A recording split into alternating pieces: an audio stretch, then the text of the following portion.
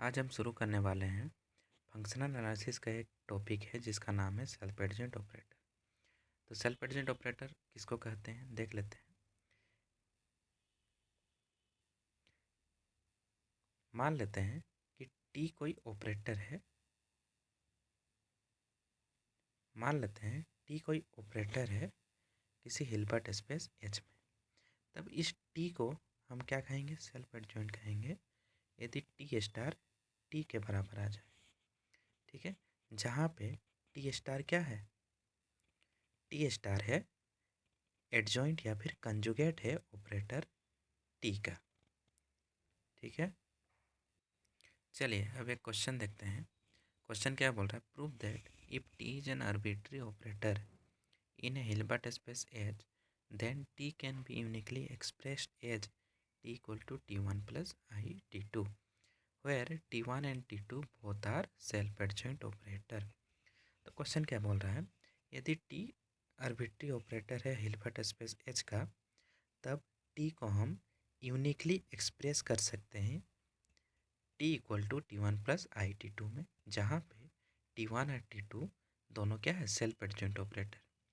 तो T1 और T2 यदि सेल्फ एडजॉइंट ऑपरेटर है, इसका मतलब इसके प्रीवियस डेफिनेशन से हम क्या कह सकते हैं कि T1 star equal to T1 होगा और T2 star equal to T2 होगा। ठीक है, यहाँ पे एक वर्ड आया है यूनिकली। यूनिकली का मतलब ये होता है कि यदि टी को हम लोग इसके रूप में T equal to T1 plus i T2 के रूप में एक्सप्रेस कर सकते हैं, तो ये एक ही होगा, सिंगल। इसके अलावा यदि हम कुछ भी मानते हैं, मान लीजिए T1 और T2 के जगह पे दूसरा कोई भी ऑपरेटर माने, तो वो हमेशा T1 और T2 के बराबर ही आएगा। ठीक है,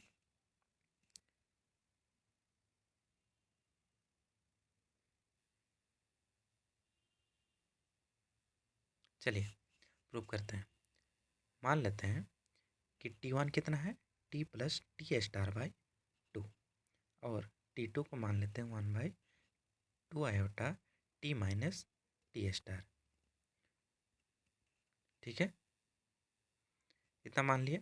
तब हम इस टी को T1 प्लस आई T2 में एक्सप्रेस कर सकते हैं।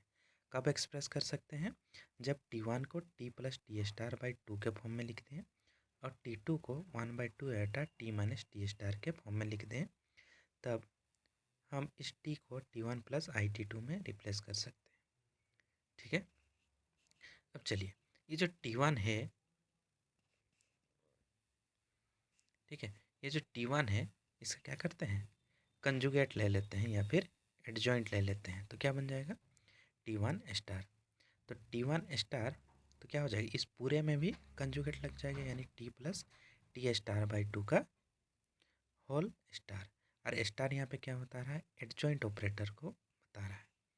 ठीक है, तो 1/2 बाहर हो जाए क्योंकि 2 पे कंजुगेट लगा देंगे तो भी वही रह जाएगा। ठीक है, तो T प्लस टी स्टार का होल स्टार। ठीक है, अब star T plus T star दोनों पे है तो स्टार दोनों पे काम करेगा, यानी T स्टार हो जाएगा और प्लस T डबल स्टार। ठीक है, इक्वल टू क्या हो जाएगा, 1/2 टी स्टार, और T डबल स्टार कितना होता है, T के बराबर होता है। ठीक है, तो इतना हो गया। अब क्या करते हैं, इसको अरेंज करके लिख देते हैं। तो 1/2 टी प्लस टी स्टार, और 1/2 टी प्लस टी स्टार कितना होता है,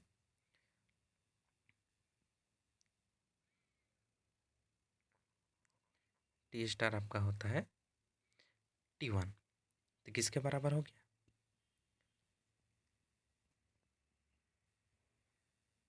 तो ये T1 के बराबर हो गया, यानी T1 स्टार T1 के बराबर आ गया। तो हम कह सकते हैं कि T1 क्या हो जाएगा, सेल्फ एडजॉइंट ऑपरेटर। क्लियर। अब क्या करते हैं, T2 स्टार, T2 में क्या करते हैं, अब उसका भी एडजॉइंट ले लेते हैं। तो क्या बन जाएगा, 1/2 iota T minus T star का होल स्टार।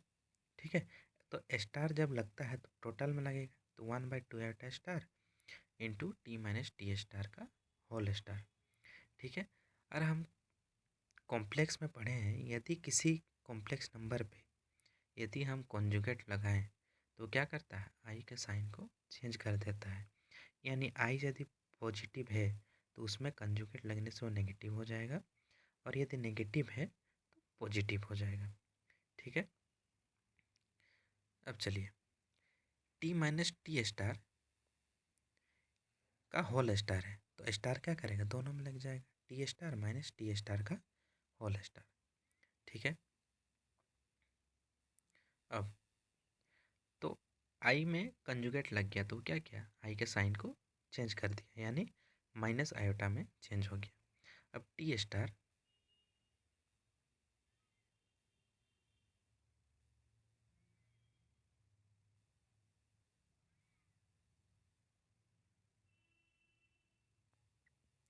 अब टी डबल स्टार किस में चेंज हो जाएगा, टी में। ठीक है, सिंस आई का बार यानी conjugate of i equal to कितना होता है, minus i, and T double star equal to T के बराबर होता है। ठीक है, तो कितना हो गया, अब यदि यहाँ से टी को माइनस कॉमन ले लें तो यहाँ से क्या हो जाएगा, minus minus plus T minus T star. ठीक है, और इतना का वैल्यू कितना है, T2 है, तो हम कह सकते हैं कितना है, T2 star equal to T2। तो हम कह सकते हैं कि T2 भी क्या हो गया, सेल्फ एडजॉइंट ऑपरेटर हो गया। ठीक है, तब हम लोग क्या कर सकते हैं, टी को एक्सप्रेस कर सकते हैं T1 प्लस आई T2 के फॉर्म में। ठीक है, नाउ अब हमें क्या दिखाना है, अब हमें दिखाना है कि टी जो है वो यूनिक है। ठीक है, इसका मतलब टी को यदि हम T1 प्लस आई T2 के फॉर्म में लिख पा रहे हैं तो T1 और T2 के को हटा के यदि कोई दूसरा भी ऑपरेटर ले आए तो वो T1 और T2 के बराबर ही आएगा।